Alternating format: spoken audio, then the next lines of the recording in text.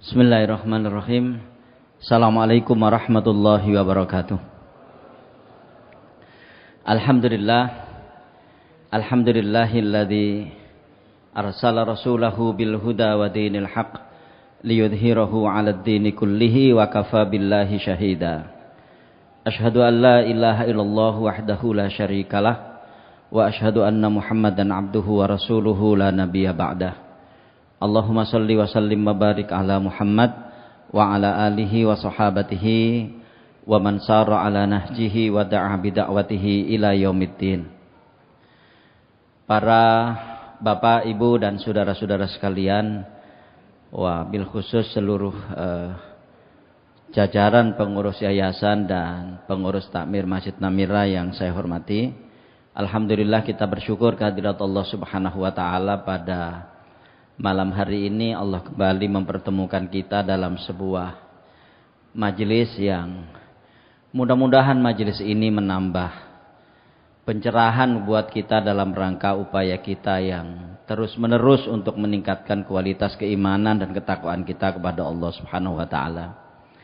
Kita juga berdoa mudah-mudahan majelis ini memberikan saham dan kontribusi bagi kita untuk mendekati Allah Subhanahu wa taala yang selanjutnya kita akan mendapatkan surganya. Kita juga berdoa mudah-mudahan majelis ini memberikan bobot keimanan kepada kita dalam rangka untuk melaksanakan apa yang menjadi tuntutan keimanan itu dari berbagai macam ibadah yang kita lakukan. Kita juga berdoa mudah-mudahan majelis ini adalah majelis yang mendatangkan manfaat, bukan majelis yang menambah beban kemaksiatan kita di hadapan Allah Subhanahu wa taala. Dan karena itulah sengaja saya memilih judul ini. Mungkin di antara kita ada yang sudah mengetahuinya, bahwa yang ingin kita bicarakan ini sesungguhnya adalah tentang majelis ilmu atau tentang majelis kajian. Jadi kalau yang sudah kita kenal selama ini, ada yang namanya doa kafaratul majlis yang sudah kita hafal semuanya. Nah, pada kesempatan ini saya mengambil judul atau mengambil hadis yang lain, bahwa ternyata Rasulullah SAW juga mengajarkan doa kepada kita, di mana doa ini adalah 10 permohonan paripurna, di mana ke-10 permohonan inilah yang paling kita butuhkan dalam kehidupan dunia ini dan juga di akhirat nanti. Menariknya adalah bahwa 10 permohonan ini Rasulullah SAW menyampaikannya atau mengajarkan kepada kita untuk membacanya setiap kali kita selesai di dalam sebuah majelis.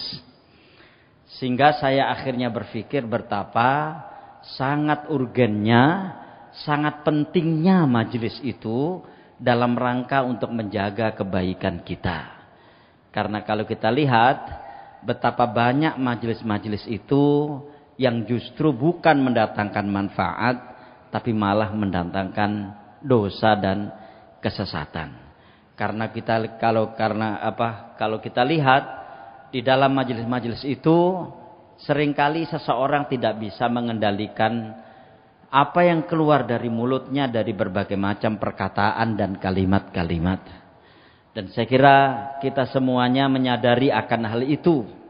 Dalam sebuah perbincangan misalnya, maka bisa saja perbincangan-perbincangan itu tidak seluruhnya berisi hal-hal yang mendatangkan manfaat, tapi seringkali kadang-kadang malah mendatangkan hal-hal yang tidak punya makna. Dan karena itulah menjadi sangat penting permohonan ini. Tapi kalau kita lihat permohonan ini ternyata adalah permohonan yang keseluruhannya kita butuhkan dalam kehidupan kita. Artinya majelis-majelis yang tersenggara selama ini, yang kita lakukan selama ini, hendaklah kita hitung dari sisi itu. Kira-kira majelis-majelis yang kita lakukan ini akan membawa kita ke surga atau akan membawa kita ke selain surga? Ya, akan membawa kita kepada ketaatan ataukah membawa kita kepada kemaksiatan? Ya, membawa kita kepada pahala ataukah membawa kita kepada dosa? Itulah yang harus kita hitung dari majelis-majelis yang kita lakukan. Tapi kan seringkali kita tidak menyadari dan seringkali kita tidak menghitung itu. Ya kan? Di dalam perbincangan-perbincangan yang kita lakukan, apakah dalam forum kecil, sedang ataupun besar, kan seringkali tidak menghitung itu. Apakah mendatangkan dosa ataukah mendatangkan pahala? Apakah mengarah kepada ketaatan atau mengarah kepada kemaksiatan? Kan kita tidak pernah menghitung itu. Nah, ternyata doa-doa ini menuntun kita agar majelis-majelis kita itu adalah majelis-majelis yang akan mengantarkan kita kepada ketaatan kita kepada Allah Subhanahu wa taala. Makanya kita lihat di sini Bapak sekalian, ya, ini hadis diriwayatkan oleh Imam At-Tirmidzi dan Imam An-Nasai dari Ibnu Umar atau Abdullah bin Umar, putra dari Umar Ibn Khattab radhiyallahu anhuma. Qallama kana Rasulullah sallallahu alaihi wasallam yaqumu majlisin hatta yad'u biha ula'id da'awat li ashabihi gitu. Ya. Jadi jarang sekali Rasulullah sallallahu alaihi wasallam langsung berdiri meninggalkan majlis hingga beliau berdoa untuk para sahabatnya.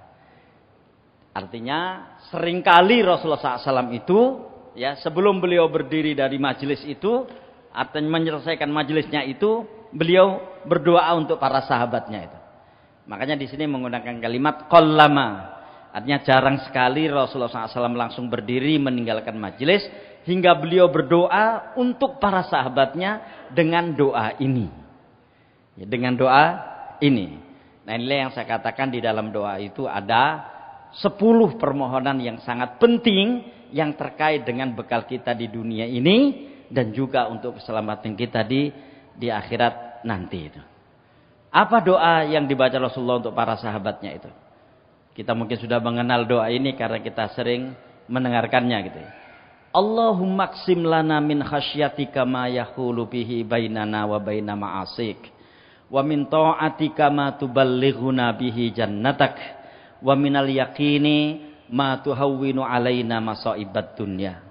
Allahumma matti'na bi asma'ina wa absarina wa quwwatina ma ahyaitana waj'alhul waritha minna waj'al tha'rana 'ala man dhalamana wansurna 'ala man 'adana wa la taj'al musibatana fi dinina wa la taj'alid dunya akbara hammina wa la mablagha ilmina wala tusallit alaina man la yarhamuna.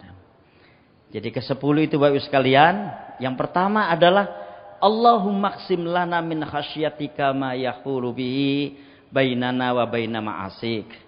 Ya Allah, ya Tuhanku, ya Tuhan kami, anugerahkanlah kepada kami rasa takut kepadamu yang karena rasa takut itu akan bisa memisahkan antara kami dengan perbuatan maksiat kepadamu. 1. Yang kedua, wa min ta'atika ma tuballighuna bihi jannatak.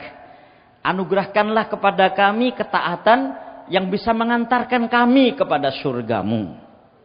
Ya, yang kedua. Yang ketiga, wa minal yaqini ma tuhawwinu bihi alaina masaibat dunya.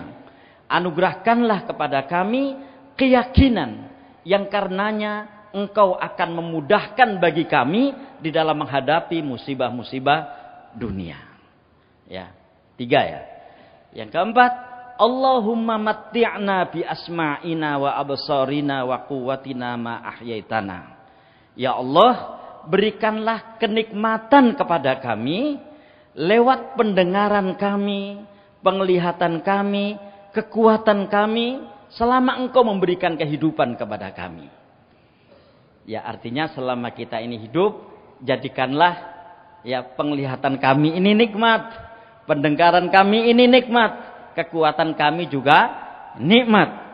Karena tidak jarang kita jumpai orang-orang yang gara-gara penglihatannya menjadi bencana buat dia. dan seterusnya nanti kita akan jelaskan.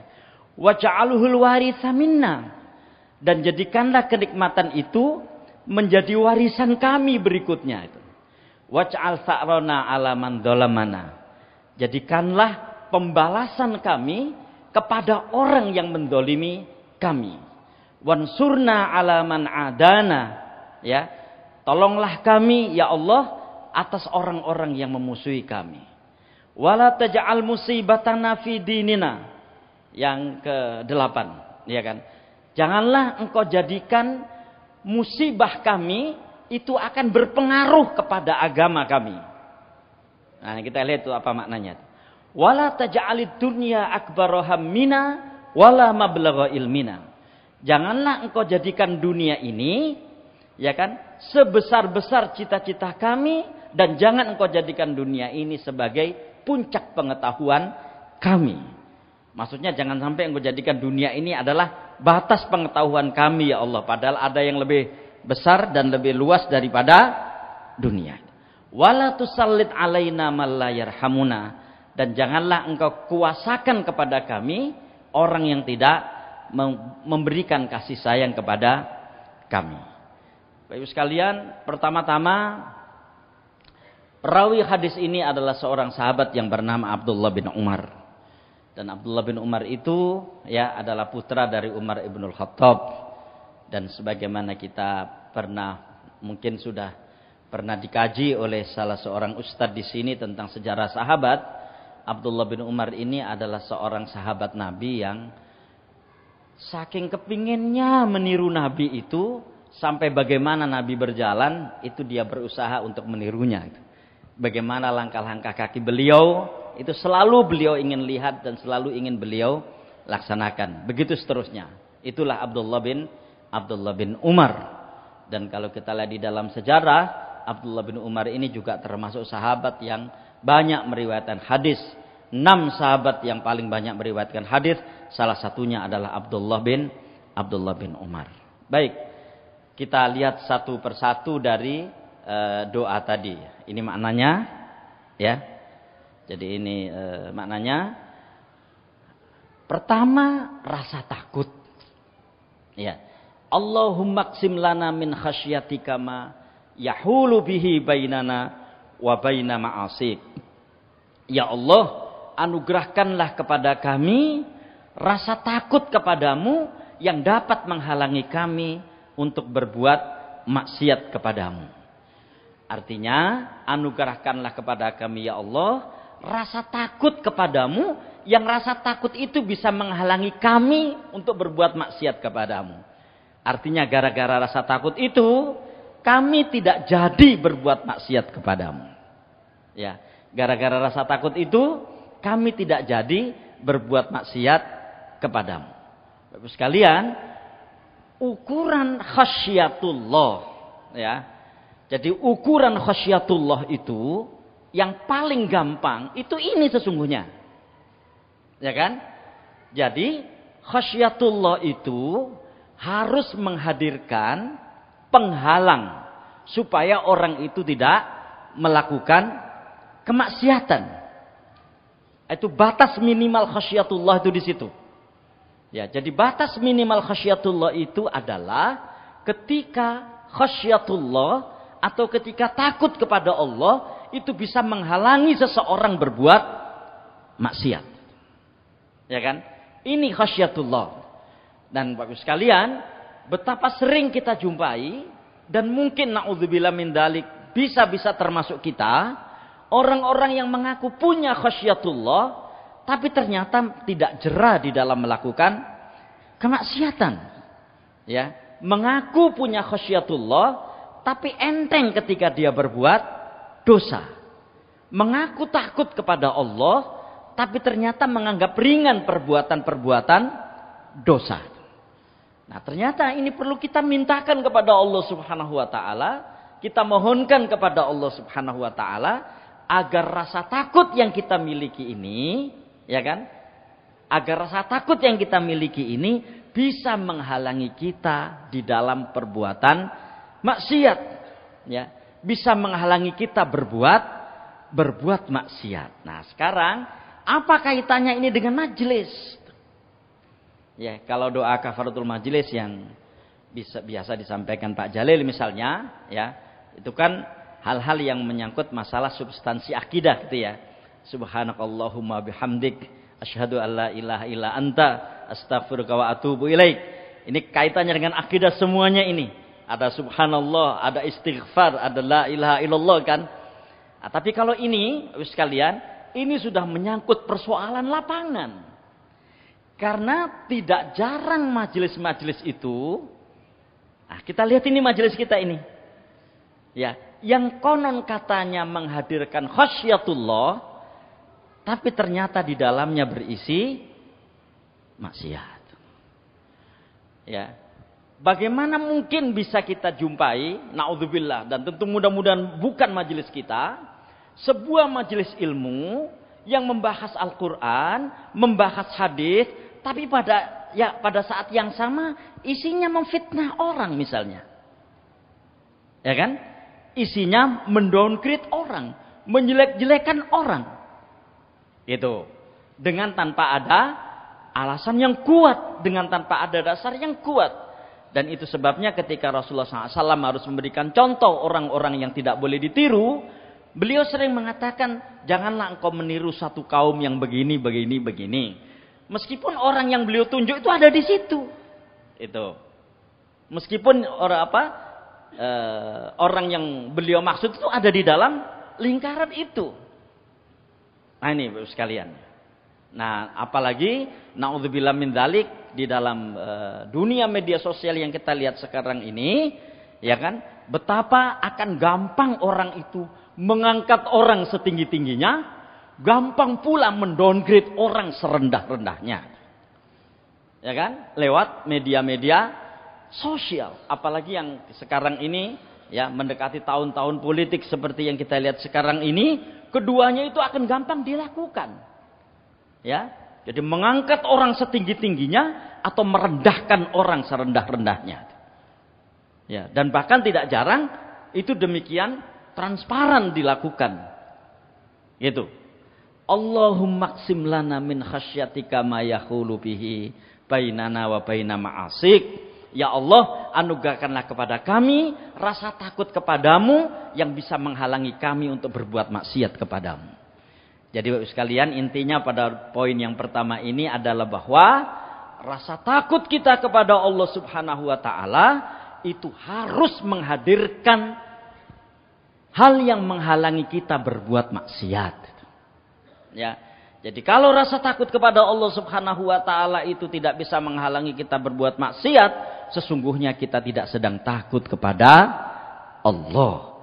Makanya menghadirkan rasa takut kepada Allah itu saja tidak gampang, ya kan?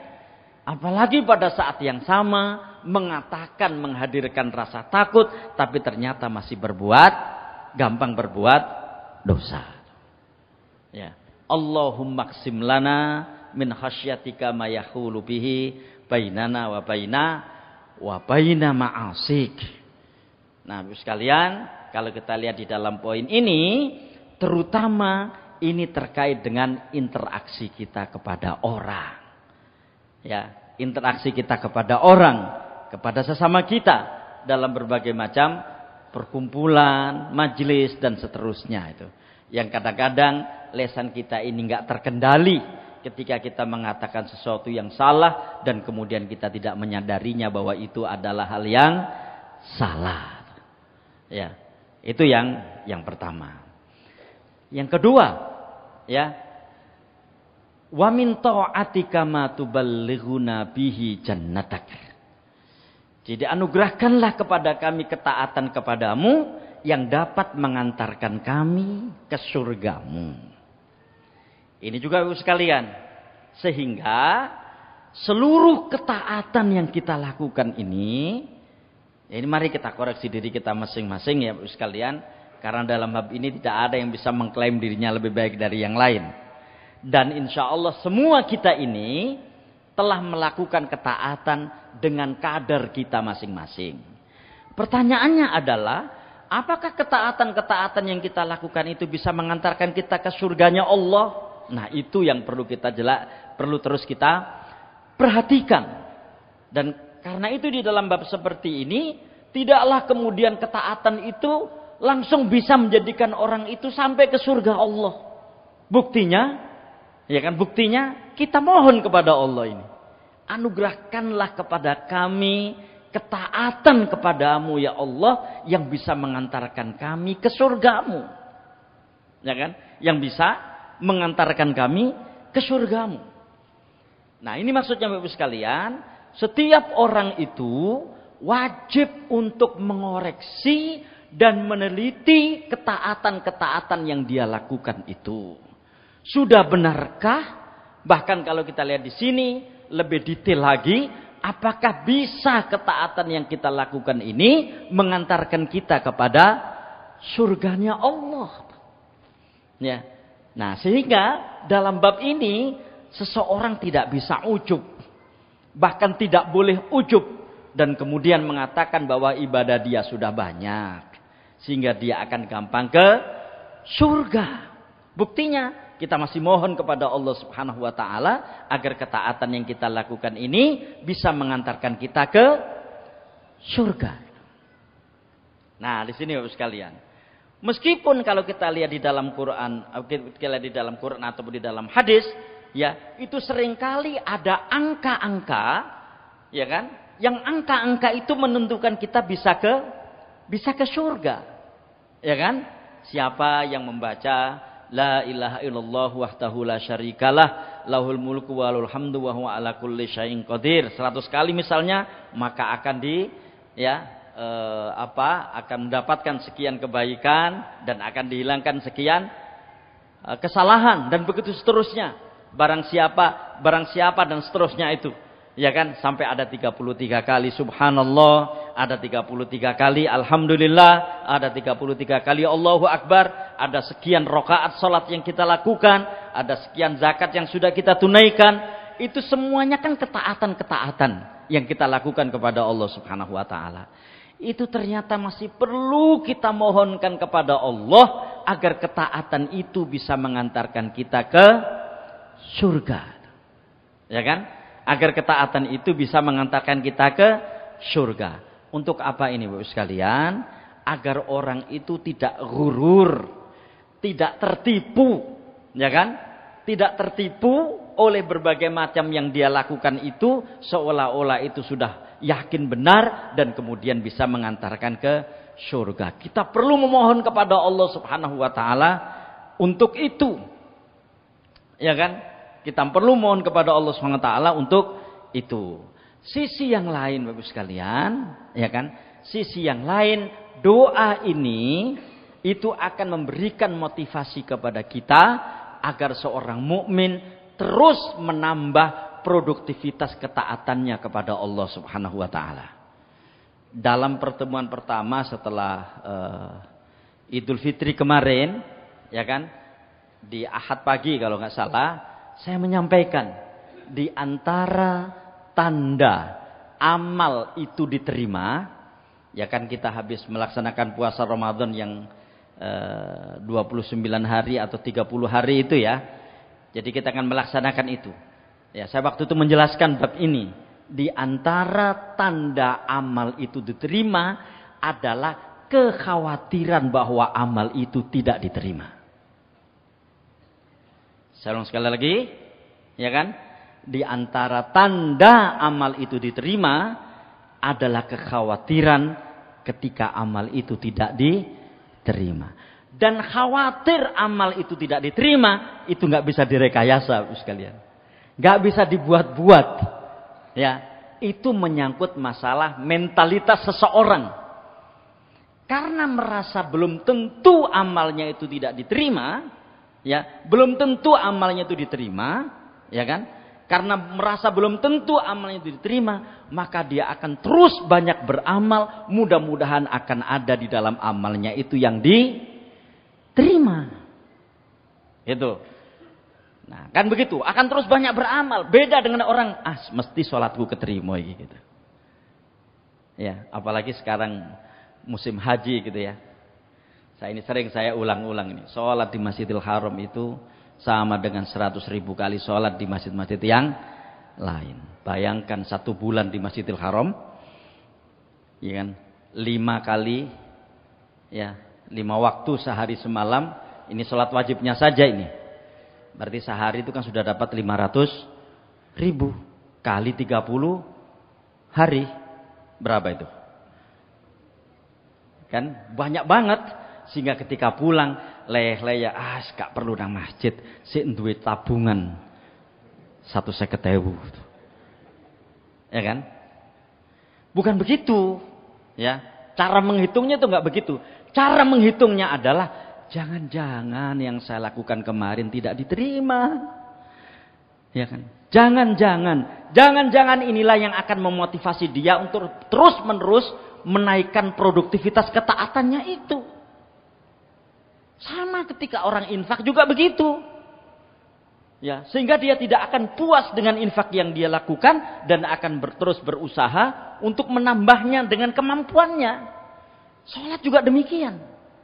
Itulah yang dimaksud wa min ta'atika ma tuballighuna bihi jannatak gitu. Karena kalau kita pikir-pikir Bapak sekalian, misalnya kita habis salat Isya tadi itu ya. Ya. Adakah jaminan bahwa sholat isya kita tadi itu menjadikan kita sampai ke surga Allah Subhanahu wa taala? Gak ada jaminan kan? Karena kan kita juga gak tahu. Ya.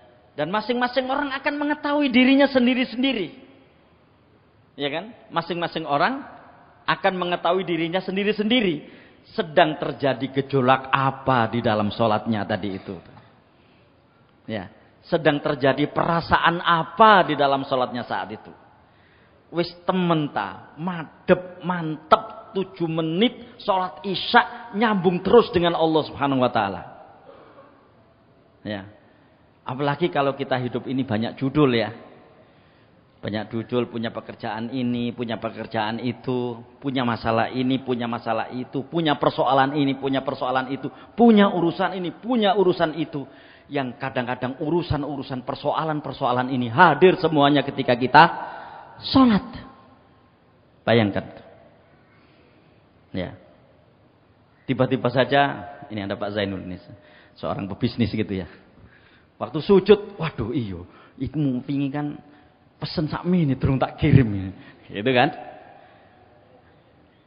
Ya. Akhirnya, begitu selesai sholat, na'udzubillah, jangan sampai terjadi ini. Bukan astagfirullahaladzim, bukan. Selesai sholat, langsung ambil HP dan kemudian, aku tak kirim ya menisuk, gitu kan. Wa min ta'atika ma tuballighuna bihi jannatak. Memang ini persoalan kita semuanya. Masing-masing orang itu dengan persoalannya sendiri-sendiri. Masing-masing orang itu dengan urusannya sendiri-sendiri. Masing-masing orang itu dengan masalahnya sendiri-sendiri. Dan kadang-kadang masalah-masalah dan urusan-urusan itu, Bapak Ibu sekalian, itu sering hadir di saat kita melaksanakan ibadah kepada Allah Subhanahu wa taala, dan itu akan mengganggu ketaatan kita. Belum lagi persoalan keikhlasan. Ya, belum lagi persoalan keikhlasan itu. Nah, ini sebentar lagi kita akan Idul Adha gitu ya. Dan masing-masing orang ya mungkin bagi yang mampu akan menyembelih hewan kurban. Apakah itu kambing, apakah itu sapi. Kalau di Timur Tengah sana onta juga gitu ya. Jadi ada onta, di kita ada sapi, ada kambing. Ini contoh konkret ya. Jadi hewan kurban ini, Bapak sekalian, itu kan ibadah dengan ekspos publik. Jadi ketika kita kurban itu kan ditahu ini siapa yang kurban ini. Makanya Rasulullah ketika kurban adalah ini kurbanku dan kurban umatku yang belum berkurban kan gitu. Jadi tegas itu siapa yang berkurban. Jadi wallahualam bisawab, menurut saya wallahualam bisawab ini ya, nggak boleh. Ini siapa ini yang kurban ini? Ini hamba Allah yang berkurban tuh. Ya. Sudah hamba Allah diterangkan. Alamatnya di mana? Depan Indomaret itu. Untuk apa semuanya harus terang-terang? Siapa 7 ini? Ya kan, yang sapi, oh itu si fulan, oh no ibu ini, oh ini bapak ini dan seterusnya. Yang nomor 7 siapa? Hamba Allah. Gak boleh. Jelas siapa? Ya kan, jelas Jelas siapa? Inilah ibadah dengan ekspos publik gitu. Sama dengan ketika misalnya orang naik haji. Kan nggak boleh kan di dalam daftarnya itu nama hamba Allah, nggak boleh kan? Ya kan? Nggak boleh kan? Nah, ibadah-ibadah seperti itu Bapak Ibu sekalian, itu kan gampang menggoda perasaan. Gampang menggoda keikhlasan. Nah, tetapi itu sebabnya kenapa di dalam Al-Qur'an misalnya dalam bab kurban ini, itu firman Allah luar biasa itu di dalam surat apa? Al-Hajj ya, ayat yang ke-37 itu, ya. Allah berfirman, "La yanalallaha luhumuha wala dima'uha walakin yanaluhu taqwa minkum." Allah tidak menginginkan dagingnya. Allah juga tidak menginginkan darahnya dari yang kau korbankan ini. Tapi yang diinginkan oleh Allah Subhanahu wa taala itu adalah ketakwaan kalian. Lihat Bapak Ibu sekalian, ya. Bagaimana sebuah ketaatan itu supaya nyampe kepada Allah Subhanahu wa taala, ya kan? Itu tidak langsung terkait dengan komoditasnya. Tapi mental orang yang melaksanakan korban itu, yaitu takwanya.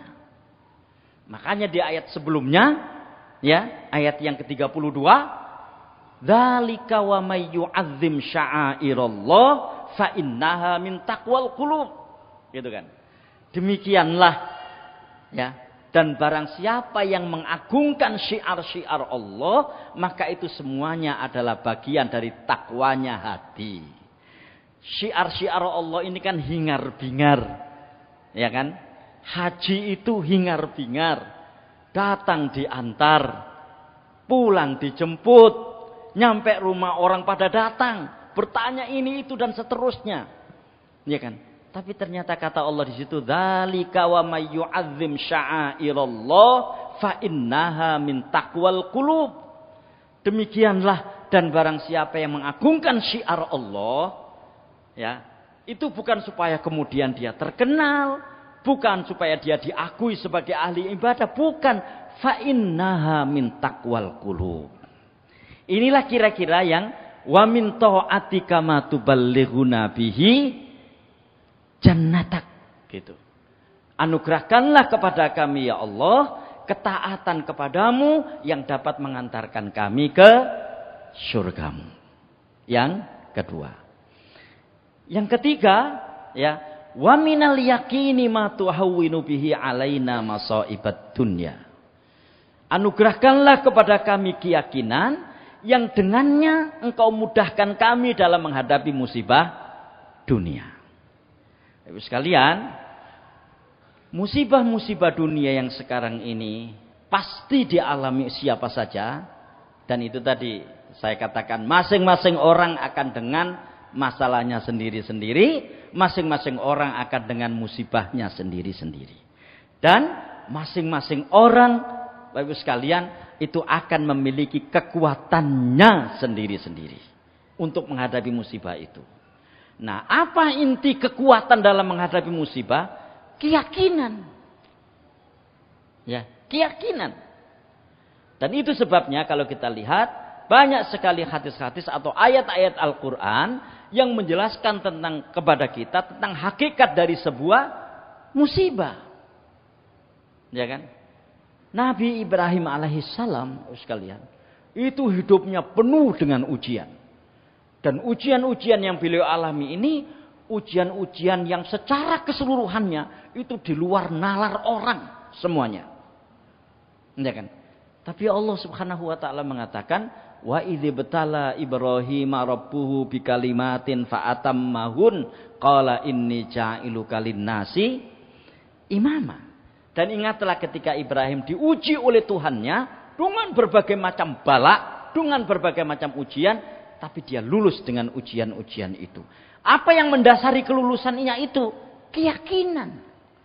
Ada akidah yang kuat yang menancap di dalam dada beliau, yang kemudian menjadikan musibah-musibah itu terasa ringan untuk dilalui. Dan inilah yang kemudian membedakan satu orang dengan orang lain ketika menghadapi satu musibah yang sama. Ya kan? Ada dua orang perempuan, ya, dua orang istri yang dua-duanya ditinggal wafat suaminya. Itu kan berbeda ini. Bagaimana cara menghadapinya itu. Akan tergantung kepada wa minal yakin. Keyakinan itu. Sehingga mungkin ada yang ya inilah takdir Allah ya yang harus saya hadapi, bahwa anak saya masih kecil-kecil dan suami saya meninggal. Ya kan? Dan tentu Allah tidak akan menyia-nyiakan kami. Allah punya rencana dan rencana Allah itulah yang paling baik. Sehingga tidak mungkin anak-anak saya akan terlantar meskipun tidak punya bapak. Apa itu namanya? Keyakinan. Ya bayangkan kemudian ada yang lain nangis meraung-raung. Nangku menipi anakku sekolah bapak ini mati dan seterusnya. Beda kan? Masalah keyakinan. Ya. Makanya wa minal yaqini ma tuhawwinu bihi alaina masaibat dunya.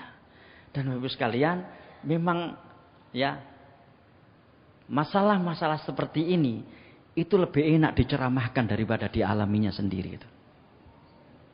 Ya. Tidak gampang. Ya kan tidak?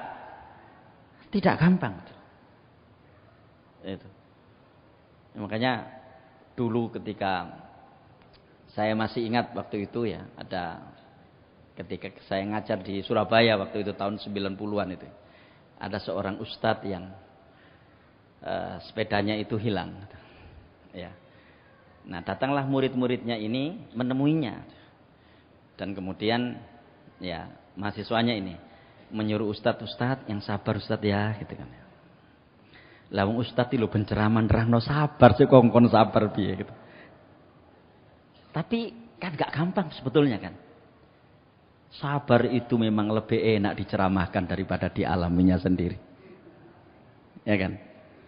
Ini sekalian. Ya, wa minal yaqini ma tuhawwinu bihi alaina masaibat dunia itu. Sehingga ya naudzubillah jangan sampai terjadi ini ya.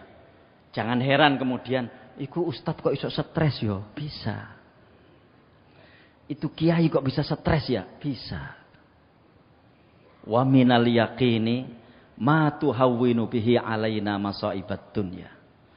Dan tentu kita tidak menginginkan yang tadi itu. Yang kita inginkan tuh ini. Anugerahkanlah kepada kami keyakinan yang dengannya engkau mudahkan kami dalam menghadapi musibah dunia. Ya. Dan sekali lagi masing-masing orang itu dengan musibahnya sendiri-sendiri. Ya. Masing-masing orang itu dengan musibahnya sendiri-sendiri. Dan masing-masing orang itu juga punya kekuatan sendiri-sendiri di dalam menghadapi musibah-musibah itu. Justru Bapak sekalian, ya barangkali yang lebih menarik lagi untuk kita sampaikan pada kesempatan ini, memang kita harus berusaha untuk menguji akidah kita ini dengan musibah-musibah itu. Ya. Jadi menguji kekuatan akidah kita ini dengan musibah-musibah itu. Kalau musibah akidah-akidah itu hanya berhenti di dalam tulisan, kita sudah selesai. Siapa Tuhanmu? Allah. Allah Maha memberi rezeki. Yes. Allah Maha kuasa. Benar. Ya. Allah Maha menentukan apa saja di alam makhluknya. Betul. Ya.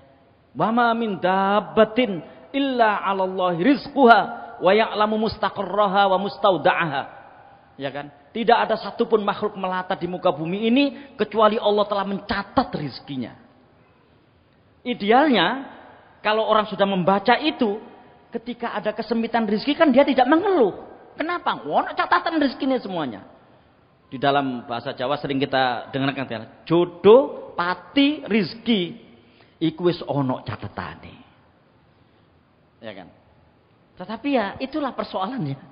Kita juga ternyata masih mengeluh ketika tiba-tiba dalam waktu yang cukup lama Allah Subhanahu wa taala mengurangi rizki kita. Persoalannya apa ini? Persoalan keyakinan. Makanya Ibu sekalian, akidah itu, ya kan? Keyakinan itu harus kita bawa ke dalam medan kehidupan kita. Iya kan? Caranya bagaimana? Kita uji keyakinan itu dengan apa-apa yang tidak kita inginkan. Ya, musibah itu kan gak kita inginkan. Bala itu gak kita inginkan. Ya kan? Itu gak kita inginkan. Tapi yang tidak kita inginkan itu bukan berarti kemudian tidak datang ketika Allah Subhanahu wa taala menghendaki kedatangannya. Wa minal yaqini ma tuhawwinu bihi alaina masaibat dunya. Ya, yang ketiga. Yang keempat, ya. Allahumma matti'na bi asma'ina wa absarina wa quwwatina ma ahyaitana. Ya Allah, anugerahkanlah kenikmatan kepada kami dengan pendengaran kami, dengan penglihatan kami, dan dengan kekuatan kami selama Engkau menghidupkan kami. Maksudnya, ya Allah, jangan Engkau jadikan mata ini menjadi bencana buat kami. Ya. Jangan Engkau jadikan telinga ini menjadi sumber fitnah buat kami. Jangan Engkau jadikan kekuatan kami ini justru menjadi awal dari kehancuran dan kelemahan kami, kira-kira seperti itu. Ya, nah sekalian, naudzubillah, summa naudzubillah, dan sekali lagi naudzubillah, dan kita perlu berkali-kali naudzubillah. Ya kan? Orang itu seringkali mendapatkan keunggulan kan di bab-bab seperti ini. Contoh perempuan misalnya, matanya indah. Yes, nek wis matanya indah itu terus kanggo apa? Untuk apa? Ya ini mari kita lihat diri kita masing-masing semuanya. Ya, orang itu badannya atletis, wah luar biasa. Itulah yang dimaksud matti'na bi asma'ina. Artinya, jadikanlah itu semuanya ya Allah sebagai sumber kenikmatan buat kami selama kami hidup. Jangan sampai itu semuanya menjadi sumber bencana buat kami. Di mana naudzubillah min dzalik, ya kan? Bisa saja orang itu menjadi masalah karena matanya. Bisa-bisa orang itu terkena masalah karena telinganya. Bisa-bisa kekuatan yang dimilikinya itu justru menjadi sumber kerendahan buat dirinya.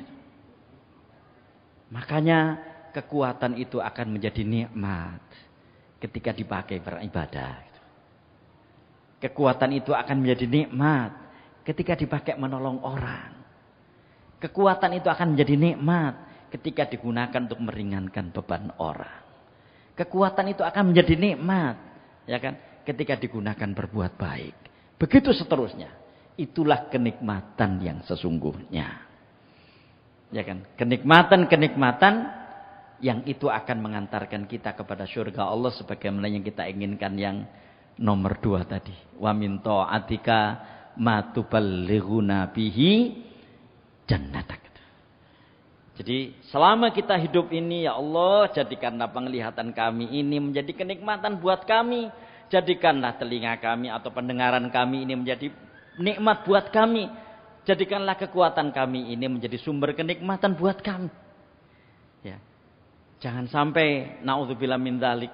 Jangan sampai ya Allah telinga kami, jangan sampai pendengaran kami, penglihatan kami, kekuatan kami itu menjadi sumber bencana kami di saat kami hidup. Itu maksudnya. Yang keempat. Nah, sekalian, ternyata enggak sampai di situ. Ya. Yang kelima, waj'alul waritsa minna.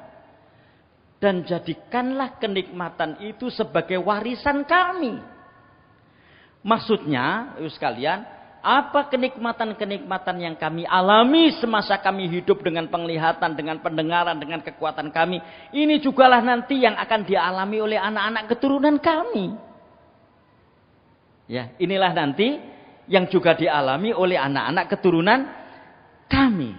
Itulah sebabnya Bapak sekalian, kenapa Nabi Ibrahim alaihissalam itu di dalam doa beliau, ya kan, ketika beliau itu mohon kepada Allah Subhanahu wa taala menjadi ahli salat, beliau juga berdoa untuk anak keturunannya.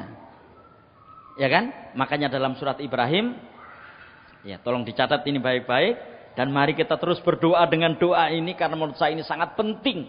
Ya, di surat Ibrahim surat yang ke-14 ayat yang ke-40, ya. Di sana Allah Subhanahu wa taala menyampaikan kepada kita tentang doanya Nabi Ibrahim. Ya, Rabbi ja'alni muqimas sholati wa min dzurriyyati. Rabbana wa taqabbal du'a. ya Allah ya Tuhan kami, ya Allah ya Tuhanku, jadikanlah aku termasuk orang-orang yang menegakkan sholat dan juga anak-anak keturunanku. Ya Allah, terimalah doaku. Ya, bahkan kita lihatkan di sini kan. Jadi bukan hanya beliau saja yang menjadi ahli sholat, tapi juga beliau berdoa kepada Allah Subhanahu wa Ta'ala sebagai sebuah pewarisan. Anak-anak keturunan beliau juga menjadi orang yang ahli sholat. Itulah kira-kira maksudnya waj'aluhul waritha minna. Makanya ketika kita sekarang ini sekalian barangkali ya, kan kita juga perlu membangunkan anak kita sholat dan seterusnya itu. Mudah-mudahan inilah nanti yang akan mereka lakukan setelah kita tidak ada. Ya. Dan itu adalah kenikmatan yang luar biasa manakala kita bisa mewariskan kebaikan-kebaikan kepada anak-anak kita yang mereka mau melaksanakan kebaikan-kebaikan itu sebagaimana yang kita laksanakan. Ya. Jangan sampai naudzubillah ya. Kemudian muncul ungkapan-ungkapan yang sering kita dengarkan selama ini gitu. Wah, iku sak marini ditinggal mati bapak ini wis gak tau nang masjid misalnya. Bapak Ibu sekalian, kelihatannya ini sederhana itu ya. Tapi menurut saya ini tidak sederhana. Tapi inilah catatan buat kita semuanya. Koreksi buat kita semuanya. Karena apa? Karena tidak ada satupun orang yang meninggal kecuali dia pasti mewariskan. Nah sekarang persoalannya, apa yang diwariskan itu? Kalau mewariskan hal-hal yang bersifat materi, itu aksiomatik. Cek didik, cek akeh mesti iso mewarisi nanggone anake. Dari harta kekayaan yang dia miliki. Itu pasti. Sedikit atau banyak akan ada yang diwariskan. Entah satu petak sawah, ya, atau entah ya berapa begitu dari yang paling sedikit sampai yang paling banyak. Nah, sekalian, yang ternyata tidak gampang diwariskan itu adalah perilaku yang baik. Ini yang tidak gampang. Dan inilah yang kita perlu prihatin, yang mudah-mudahan dengan keprihatinan itu kita terus berusaha bagaimana mewariskan perilaku-perilaku kebaikan kita sekarang ini agar itulah nanti yang akan dilakukan oleh anak-anak kita. Kan ini kan upaya kita gitu ya. Usaha kita yang mudah-mudahan keseriusan usaha kita itu Allah Subhanahu wa taala akan mengabulkannya kan seperti itu. Ya. Jangan sampai kemudian khusyuknya kita ibadah itu hanya berhenti di kita dan kemudian tidak dilakukan oleh anak-anak keturunan kita. Jangan sampai aktifnya kita beribadah itu hanya berhenti di kita dan kemudian tidak dilakukan oleh anak-anak keturunan kita. Ya. Memang ini bukan persoalan mudah Ibu sekalian. Ya, ini bukan persoalan mudah, tapi inilah tugas kita gitu. Karena disinilah nanti kita juga akan dimintai pertanggung jawaban. Sejauh manakah kengototan kita untuk mewariskan perilaku-perilaku kebaikan itu. Bahwa nanti mereka mewarisi atau tidak memang sudah di luar kemampuan kita.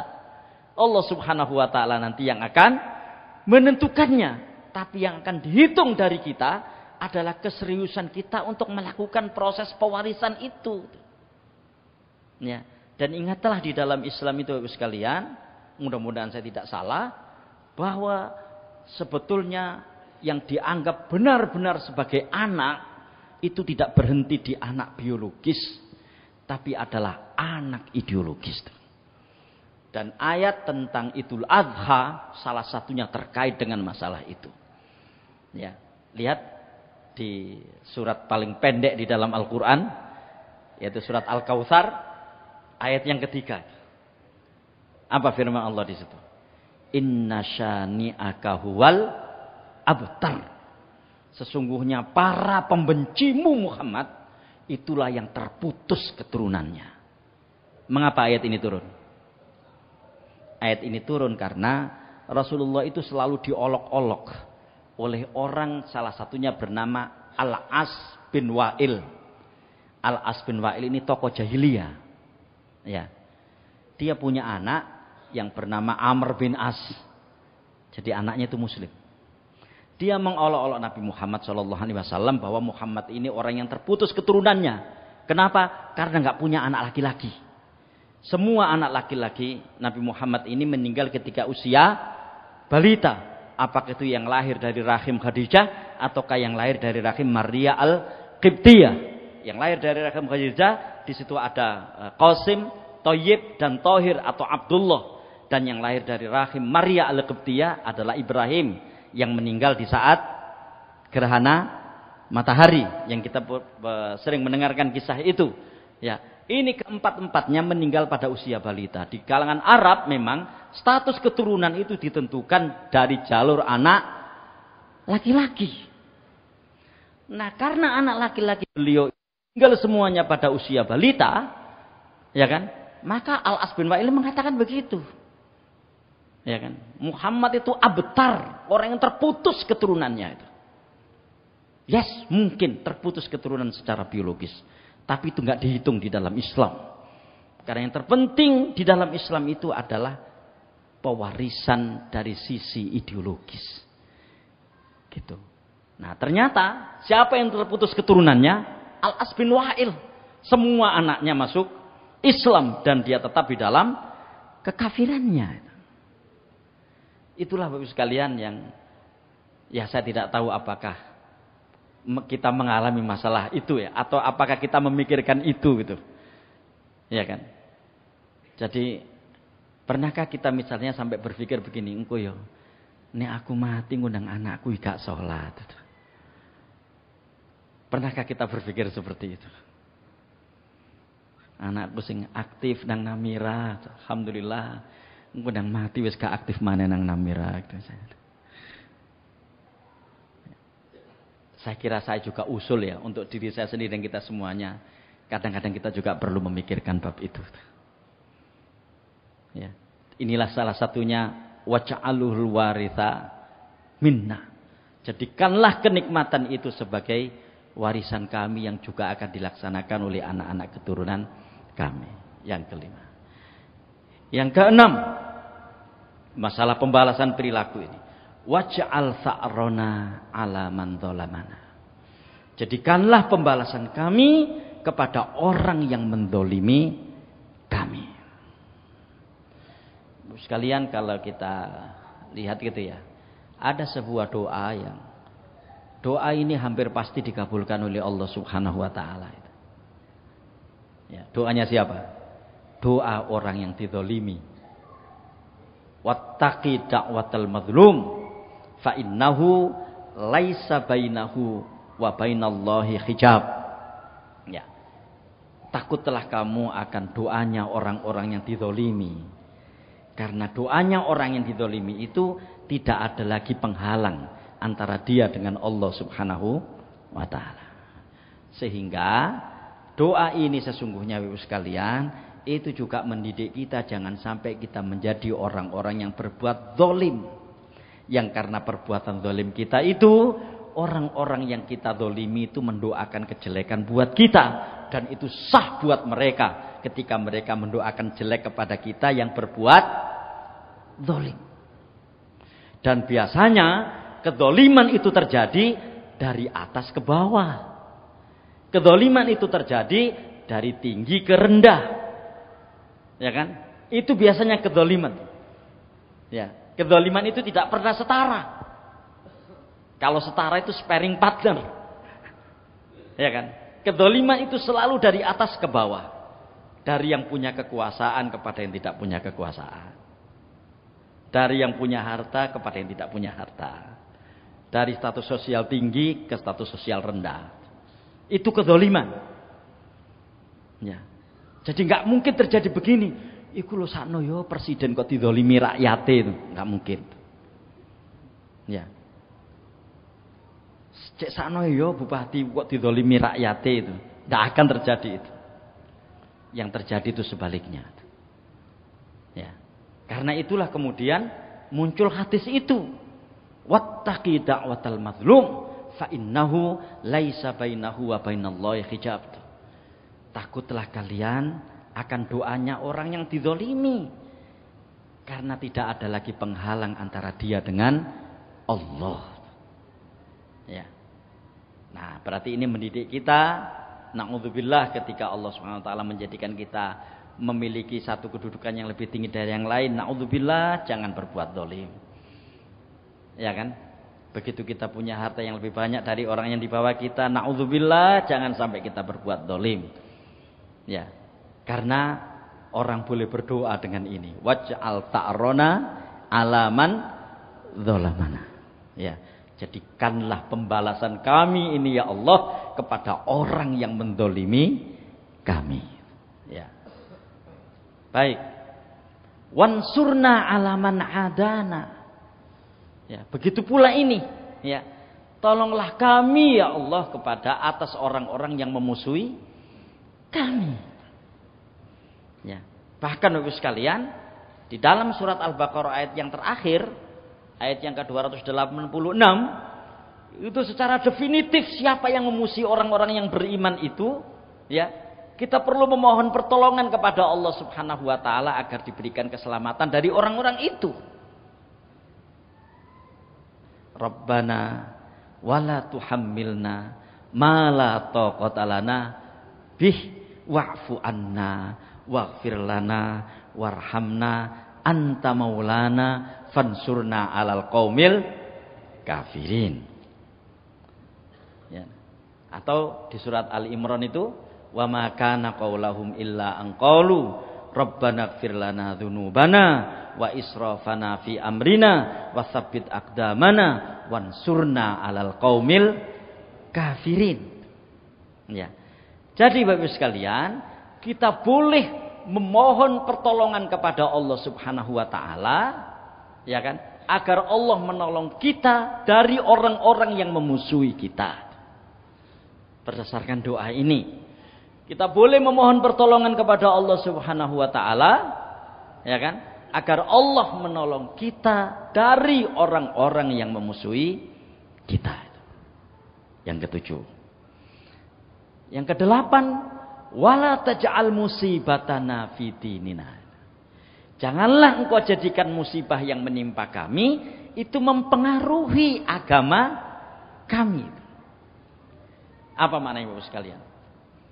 Saya suatu ketika pernah menyampaikan, dan mudah-mudahan tidak salah gitu ya, bahwa ketika kita mengalami persoalan tertentu yang tidak kita inginkan, biasanya yang akan kena pengaruh pertama kali itu agama kita itu.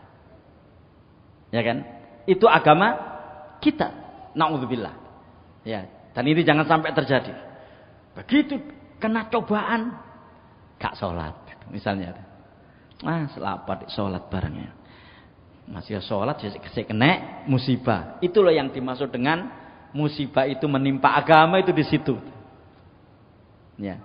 Nah, yang lebih tragis lagi kan naudzubillah, ketika dia bermusuhan kepada orang, ya, ada konflik dengan orang kemudian gak mau ke masjid gitu kan. Itu kan yang lebih parah lagi kan begitu. Pokoknya selama iku ketok nang mira gak kira aku nang masjid, gak kira aku nang masjid misalnya. Selama itu ke masjid saya gak akan ke masjid. Itu loh, wala taj'al musibatana fi dinina. Lah yo konflik mbek wong kok Gusti Allah sing dadekno bemper gitu kan. Kan itu maksudnya. Apa salahi masjid? Ya. Kan begitu. Konflik dengan orang, masjid yang disalahkan sehingga dia tidak mau datang ke masjid. Itu. Wala taj'al musibatana fi dinina. Nah, Bapak sekalian, dalam kasus yang lebih konkret misalnya, ya kan? Orang itu ketika mengalami musibah, apalagi musibah itu terasa berat buat dirinya, nanti yang akan berkurang adalah kualitas pengamalan agamanya. Ya, yang akan berkurang adalah kualitas atau bahkan kuantitas pengamalan agamanya. Ya. Coba ketika orang naudzubillah ya, terkena sakit misalnya. Ya. Itulah sebabnya kenapa ada satu ibadah yang ibadah itu mau sakit, mau sehat, ya, mau ada, mau tidak ada, mau miskin, mau kaya, ya kan? Ibadah itu tetap harus dilakukan. Yaitu sholat. Ya, puasa kalau sakit bisa diganti di bulan yang lain misalnya. Ya. Kalau sakit tidak demikian. Sehingga ketika orang itu tetap di dalam kondisi baik ibadahnya, meskipun dia sedang sakit, mudah-mudahan dengan begitu sakitnya tidak menjadi musibah bagi agamanya. Itu yang dimaksud. Ya kan? Ketika orang itu tetap aktif sholat dengan baik, gitu ya, meskipun tidak dengan berdiri karena dia duduk, atau dengan berbaring karena memang sakitnya berat misalnya, mudah-mudahan dengan itu sakitnya tidak menjadi musibah bagi agamanya. Begitu gara-gara dia sakit, naudzubillah sampai meninggalkan sholat misalnya, berarti memang sakitnya itu menjadi musibah bagi agamanya. Jadi sudah sakit itu sendiri musibah, lebih musibah lagi ketika gara-gara sakitnya dia tidak sholat. Itu sebabnya kenapa sampai ada kalau bisa sambil berdiri, kalau nggak bisa sambil duduk, kalau nggak bisa duduk sambil berbaring dengan isyarat mata dan yang lain-lainnya. Dan tidak boleh meninggalkan dalam posisi apapun kecuali sampai yang bersangkutan meninggal dunia. Wala taj'al musibatana fi dinina. Dan sekalian, ini juga koreksi buat kita semuanya. Jangan-jangan ketika terjadi musibah, itu yang berkurang kualitasnya malah agama kita. Yang berkurang kualitasnya malah pengamalan agama kita. Sehingga akhirnya agama menjadi bemper daripada musibah-musibah yang kita alami. Dan ini Bapak Ibu sekalian yang perlu kita tiru para nabi, para rasul, para salafus soleh itu ya. Ya, kadang-kadang kita juga kesulitan bagaimana cara menirunya. Semakin berat musibah yang mereka alami, semakin terang jalan mereka itu ke surga. Ini tidak gampang memang. Ya. Memang lebih gampang membuat quote tadi itu. Melaksanakannya ya Allah sulit. Semakin berat musibah yang mereka alami, jalan mereka ke surga itu semakin terang benderang. Ya. Wala taj'al musibatana fi dinina. Sehingga justru musibah-musibah yang mereka alami itu semakin melipat gandakan ketaatan mereka kepada Allah Subhanahu wa taala. Ya. Jadi musibah-musibah yang mereka alami itu justru semakin melipat gandakan ketaatan mereka kepada Allah Subhanahu wa taala. Maka ketika ada sebuah musibah ya kan yang dialami seseorang yang gara-gara musibah itu kemudian terdowngrade keimanannya, ya kan? Maka disitulah musibah yang disebut dengan musibah agama itu. Ya. Ini yang ke-8. Yang ke-9, ya. Dan ini yang saya kira penting juga ya menjadi pengetahuan kita ini. Karena inilah sesungguhnya hakikat dunia itu. Wala taj'alid dunya akbara hammina wala mablagha ilmina. Janganlah engkau jadikan dunia ya Allah sebagai tujuan terbesar kami dan puncak pengetahuan kami. Ya. Jadi di dalam Al-Quran itu Allah Subhanahu wa taala banyak membuat perbandingan antara dunia dan akhirat itu. Ya, ada yang menggunakan kalimat khairun wa abqa. Akhirat itu lebih baik dan lebih kekal. Ada yang walal akhiratu khairun laka minal ula. Ya. Nah, jadi seperti itu. Nah, harapannya dengan begitu jangan sampai dunia ini menjadi batas pengetahuan kita dan jangan sampai dunia ini menjadi sebesar-besar cita-cita kita. Gitu. Nah, itu sebabnya sekalian, kenapa dalam visi hidup seorang mukmin itu sudah ditentukan oleh Allah Subhanahu wa taala di dalam Al-Qur'an supaya orang tidak menjadikan dunia ini sebagai sebesar-besar pengetahuannya atau menjadi puncak cita-citanya. Makanya ada ayat yang sering kita dengarkan, wala tamutunna illa wa antum muslimun. Dan itu tidak mungkin bisa diraih oleh orang yang menjadikan dunia sebagai puncak pengetahuannya atau sebagai tujuan terbesarnya. Itu termasuk yang kita lakukan sekarang ini, mudah-mudahan karena kita meyakini, jadi yang kita lakukan sekarang ini dari kajian-kajian yang kita lakukan sekarang ini ya, apakah malam ini atau malam-malam yang lain, mudah-mudahan itu adalah cara kita untuk memahamkan kepada diri kita bahwa walal akhiratu khairun laka minal ula. Makanya kita perlu berdoa kepada Allah dengan ini. Wala taj'alid dunya akbara hammina wala mablagha ilmina. Yang ke-10, wala tusallit alaina man la yarhamuna. Ya, janganlah engkau kuasakan kepada kami orang yang tidak menyayangi kami. Ya. Maksudnya janganlah engkau angkat pemimpin ya Allah yang pemimpin itu mendolimi kami, pemimpin itu menindas kami, tapi jadikanlah para pemimpin yang ada di sekitar kami itu orang-orang yang menyayangi kami, mulai kepemimpinan terendah sampai kepemimpinan tertinggi, apakah itu juga dalam rumah tangga dan yang lainnya.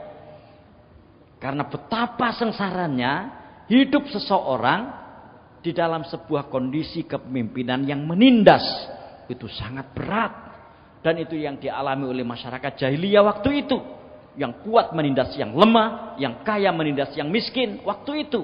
Sampai akhirnya Allah Subhanahu wa ta'ala mengutus Rasulullah SAW untuk membebaskan para mustada'afin itu.